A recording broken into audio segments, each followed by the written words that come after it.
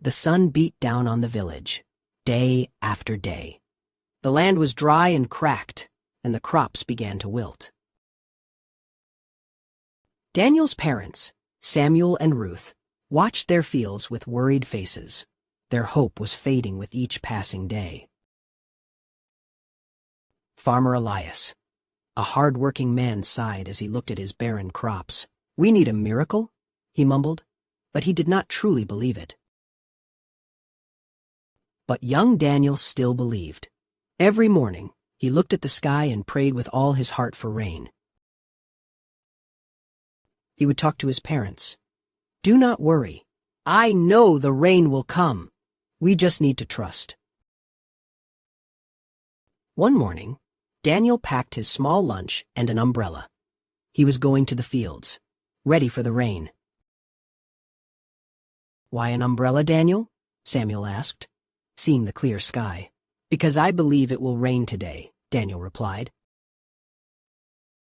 Daniel walked to the driest part of the field, where Farmer Elias was sadly surveying his crops.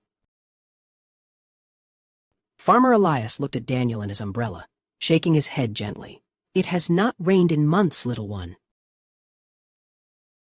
Daniel knelt in the dust, closed his eyes, and prayed aloud, a simple, heartfelt prayer for the thirsty land.